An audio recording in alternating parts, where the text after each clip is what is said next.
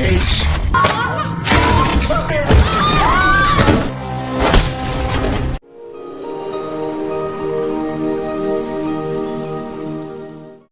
ini berkisah pada seorang wanita yang bernama Yoon-hee, yang merupakan wanita pekerja kantoran, yang menghabiskan sepanjang waktunya hanya terus bekerja. Di saat itu, ia pulang menuju ke apartemen tempat tinggalnya, yang di sana memang mayoritas penghuninya memiliki mobil pribadi, yang terparkir di sekitar apartemennya yang sempit, sehingga Yoon-hee tiap harinya selalu perlahan-lahan memarkir mobilnya, agar tidak tersenggol mobil lainnya. Diketahui, Yoon-hee tak selalu bahagia dengan pekerjaannya, karena terkadang, ia yang memang statusnya sebagai karyawan kontrak, dirinya harus berupaya membuat proyek tiap bulan di perusahaannya, agar masa kerjanya tetap terus diperpanjang, tetapi kadang selalu ditolak terus hasilnya, yang hal itu justru membuat dirinya semakin lelah menjalaninya.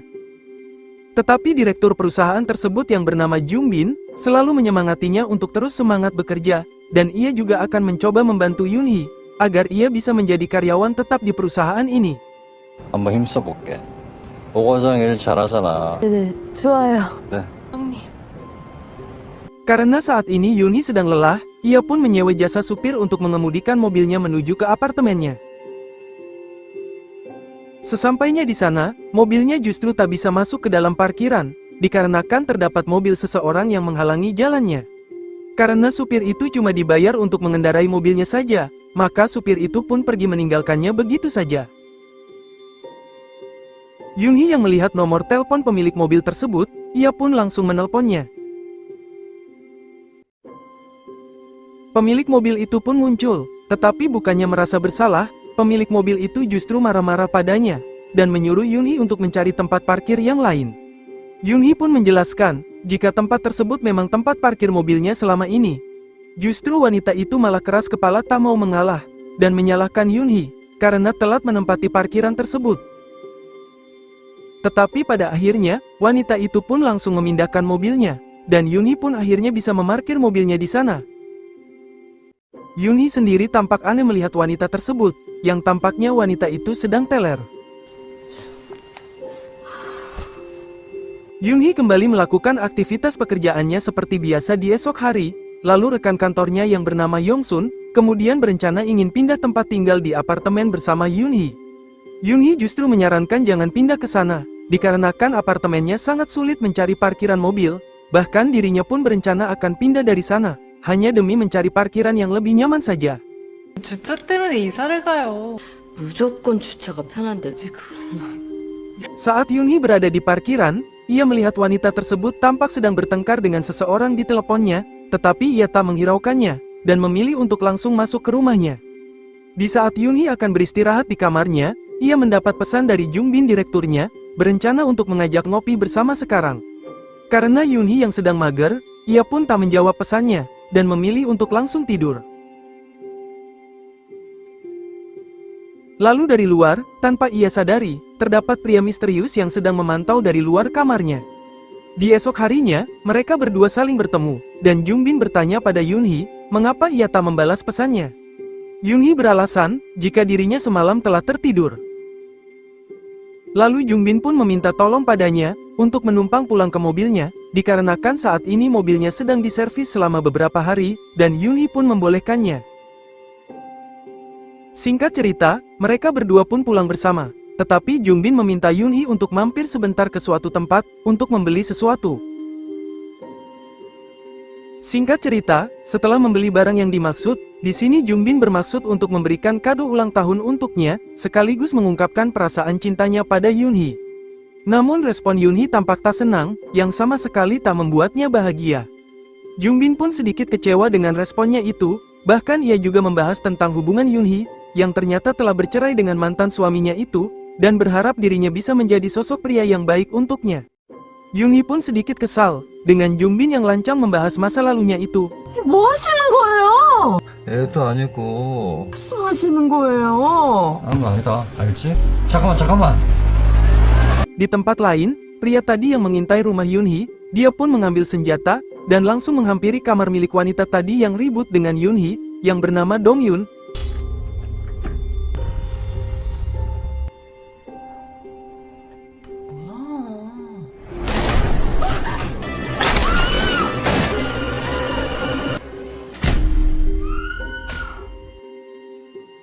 Dongyun pun kini dalam kondisi terluka dan terikat oleh pria itu. Entah apa alasannya, pria itu mengambil ponsel milik Dongyun dan memaksa untuk membuka kuncinya. Yunhee sendiri yang telah sampai di apartemennya, lagi-lagi ia melihat mobil milik Dongyun di depan parkirannya, dan ia pun langsung menghubunginya. Pria itu pun langsung mengangkatnya, dan Yunhee pun sedikit terkejut mendengar suaranya. Tetapi ia tak mempedulikannya, dan menyuruh pria itu untuk segera menggeser mobilnya dari tempat parkirannya. Tak lama, pria itu pun keluar menemui Yunhee dengan marah-marah, dan menyuruhnya untuk mencari parkiran yang lain. Yunhee pun membalas perkataan pria itu dengan kesal, dan memintanya untuk tak memperpanjang masalahnya ini. Karena tak ingin aksinya ini ketahuan olehnya, pria itu pun menurutinya, dan langsung menggeser mobil Dongyun secepatnya. 원래 그렇게 막 한 거 아니고요. 차를 Yunhee yang mengira, jika pria itu adalah suami dari Dongyun, ia pun memintanya untuk menasehati istrinya, untuk tak parkir sembarangan lagi. Dan itu benar, ternyata pria itu adalah mantan suami dari Dongyun, dan ia pun semakin dibuat depresi, ternyata Dongyun selama ini telah berpacaran dengan pria berondong. Tanpa basa-basi, ia pun dengan tega langsung menghabisi Dongyun.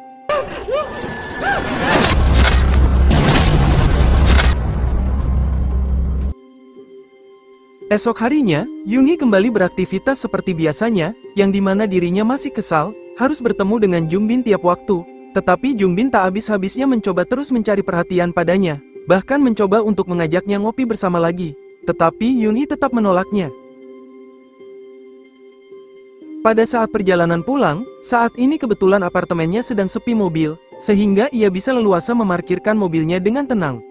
Lalu tiba-tiba, pria sebelumnya kembali muncul menghampiri Yunhee.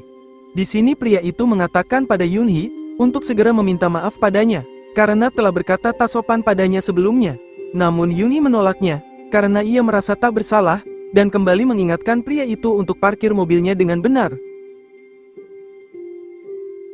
Di saat ia mencoba melihat dari balik jendelanya, pria itu masih saja berada di depan kamarnya. Lalu sejenak, pria itu tiba-tiba menghilang. Di saat hari libur, Yunhee mencoba berangkat ke kantornya untuk menyelesaikan sedikit pekerjaannya. Tetapi lagi-lagi, Junbin tiba-tiba berada di sini, yang membuat dirinya pun terheran-heran. Seolah-olah belum menyerah mendapatkan hati dari Yunhee, ia tetap berusaha mengajaknya untuk ngopi bersamanya, tetapi Yunhee tetap menolaknya, dan memintanya untuk tak mengganggu pekerjaannya. Karena merasa tak nyaman berada di sini, Yunhee pun diam-diam langsung pulang tanpa izin dengannya. Tapi Junbin langsung mengejarnya, dan menyegat mobilnya. Junbin pun langsung menanyakan, mengapa kini Yunhee selalu menghindar padanya, padahal dirinya hanya berharap bisa mengenal Yunhee dengan baik. Yunhee yang tak peduli, ia tetap menjalankan mobilnya, dan tak menghiraukan Junbin, meskipun ia adalah direktur perusahaan ini. Tanpa mereka berdua sadari, ternyata pria itu dari tadi telah mengintainya. Tetapi hal itu tak membuat Junbin menyerah. Ia dengan cepat langsung menghampiri apartemen Yunhee menaiki taksi. Yunhee yang melihatnya pun tak habis pikir dengan direkturnya ini, yang makin lama benar-benar membuatnya kesal.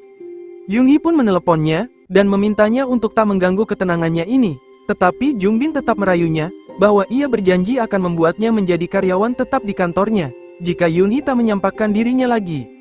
Yunhee yang tak bisa berbuat apa-apa, hanya bisa terus menolak rayuannya itu. 쓰면 좋겠다며. 그만하고 집에 가세요. 지금 나 보고 있는 거야? 여보세요, 오 과장. Di saat itu, sebuah mobil datang mendekati Junbin, yang itu adalah mobil dari pria itu, dan langsung menyapanya. Junbin mengira, jika pria itu adalah paman dari Yunhee, ia pun juga langsung menyapanya. Pria itu mengatakan, jika Yunhee saat ini tak berada di apartemennya, dan ia langsung mengajak Junbin untuk nongkrong bersama di tempat lain, selagi menunggu Yunhee pulang. Junbin yang tak curiga, ia langsung menerima ajakannya dengan polos. Mereka berdua pun mengobrol bersama sambil ngudut, dan Junbin memberitahu tentang dirinya, yang merupakan pria paling kaya di kantornya, yang memiliki keinginan bisa menikahi Yunhee, wanita yang telah dirinya taksir sejak lama di kantornya. Meskipun dirinya sebenarnya telah memiliki istri dan anak. Tetapi ia berjanji akan segera menceraikan istrinya, jika ia berhasil menikah dengan Yunhee. Pria itu tak habis pikir dengan keinginan Jungbin yang benar-benar laknat. Dan tanpa Jungbin sadari, pria itu pun mengambil senjata di bagasi mobilnya dan langsung memukul wajahnya. Tak puas dengan hal itu, pria itu pun langsung mencekik lehernya dengan tali, sambil melaknat perbuatan Jungbin, yang justru hal itu akan membuat wanita akan tergila-gila dengan hartanya, sesuai dengan apa yang dirinya alami saat ini bersama Dongyun mantan istrinya.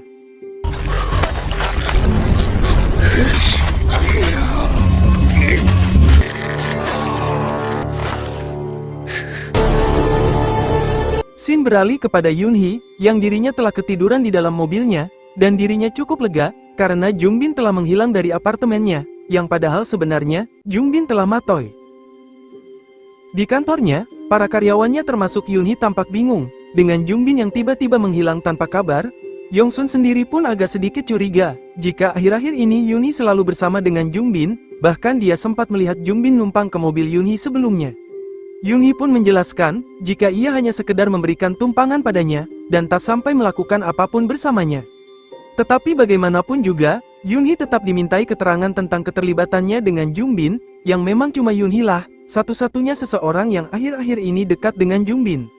Yoonhee tetap bersikeras menjelaskan kejadian sebenarnya, bahwa dirinya sama sekali tak memiliki hubungan apapun dengannya, dan ia justru mencoba terus menghindar darinya selama ini. Di saat Yoonhee menuju ke pom bensin, ia sejenak pergi ke toilet untuk buang air kecil, tetapi tiba-tiba, terdapat seseorang muncul berdiri di depan pintu toilet.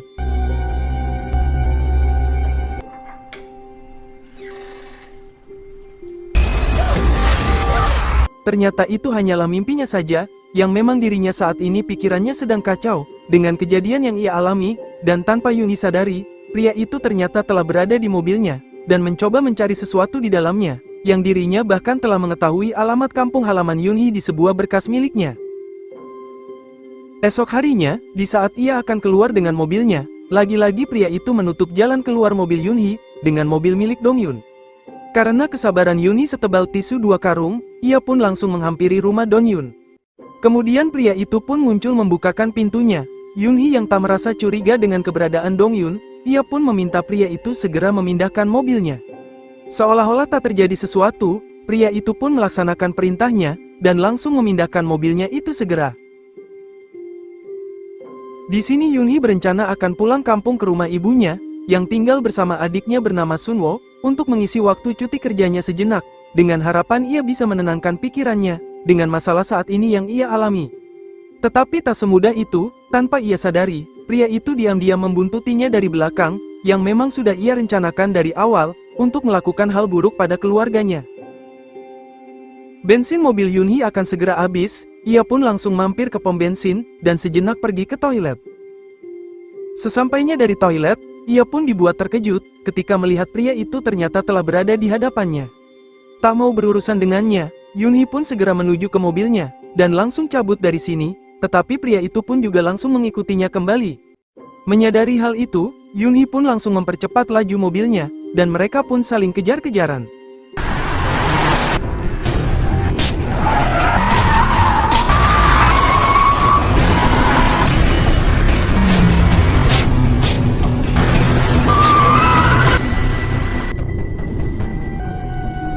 Untuk sejenak, Yoonhee berhasil lolos dari kejaran pria itu.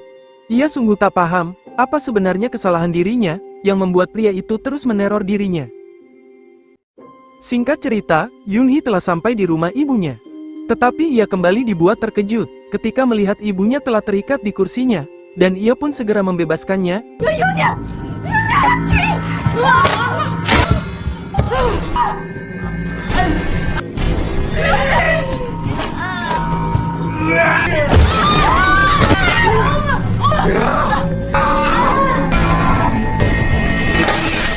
Beruntungnya, Sunwo adiknya berhasil menyelamatkannya, dan mereka berdua pun saling melakukan pergelutan.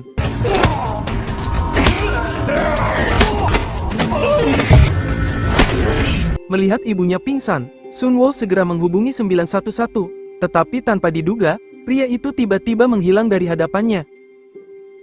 Singkat cerita, petugas medis pun tiba di rumahnya, dan langsung membawa ibunya ke rumah sakit, bersama dengan Sunwo yang ikut mengantarkannya. Untungnya, kondisi ibunya baik-baik saja, dan dia justru meminta Sunwo untuk menemani Yunhee di rumahnya saja, karena mungkin pria itu akan kembali menerornya. Lalu pihak kepolisian pun datang menghampiri rumahnya, untuk memberikan informasi tentang siapa pria itu yang menerornya. Diketahui, pria itu ternyata bernama Ho Jun, yang merupakan mantan suami dari Dong Yun, yang mereka saat ini juga tak mengetahui keberadaan Dong Yun di mana.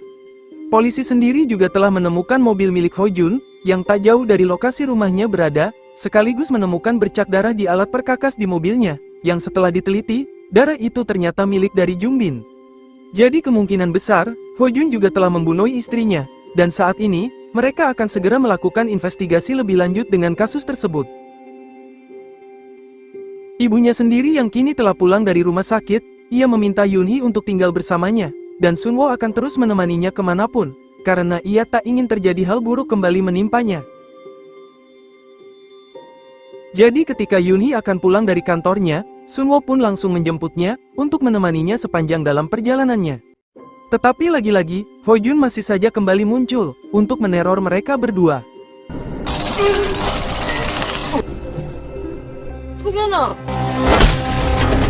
Ho Jun pun membawa mereka berdua ke dalam hutan, yang dimana dirinya berencana akan mengubur mereka secara hidup-hidup di sana. Yunhee yang menyadari pun tak bisa berbuat apapun, lalu Ho Jun pun mengatakan, jika inilah akibatnya, jika berani berbuat sombong padanya. Yunhee pun meminta maaf, jika dirinya memang merasa bersalah, dan memohon belas kasihan untuk melepaskan mereka berdua. Tetapi Ho Jun tak menghiraukannya, dan ia akan memastikan, jika mereka berdua akan mati malam ini. Di sisi lain, terdapat mobil milik penduduk setempat yang berhenti di depan mobil Yunhee, karena dirinya tak bisa melewati jalan tersebut, dan ia pun segera mencari pemilik mobil tersebut. Yunhee pun menyadari, jika terdapat seseorang di dekat mobilnya, dan ia pun langsung meminta tolong padanya. Tetapi Ho Jun mengancam akan benar-benar menghabisinya, jika berani berteriak. Pria itu yang mengetahui penganiayaan tersebut, ia pun sangat terkejut. Di kesempatan ini, Yunhee pun berusaha untuk melepaskan ikatan di tangannya.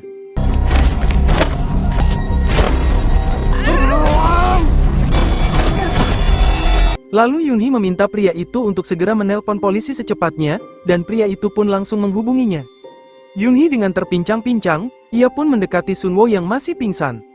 Sayangnya, Ho Jun kembali bangkit, dan langsung mendorong Yunhee ke dalam liang kubur, sehingga mereka berdua pun terlibat pergelutan lagi.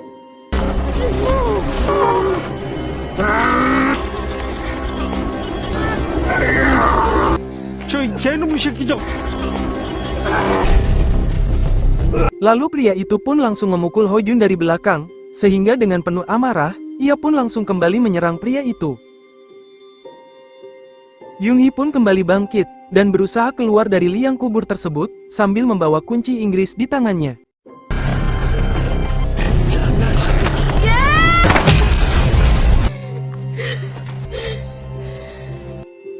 Singkat cerita, kepolisian pun tiba di lokasi, dan pria itu pun langsung menceritakan semua kejadian tersebut pada polisi, sementara Yunhee sendiri kini berada di mobil ambulan, sembari menunggu Sunwo siuman.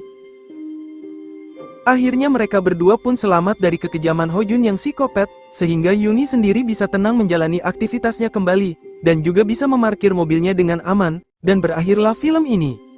Terima kasih sudah menonton alur cerita film ini yang berjudul No Parking. Tulis komentarmu tentang video ini. Jika suka dengan video ini, klik like, share, dan subscribe untuk mendapatkan notifikasi video terbaru selanjutnya, dan semoga kalian semua diberi kesehatan dan dilancarkan rezekinya selalu.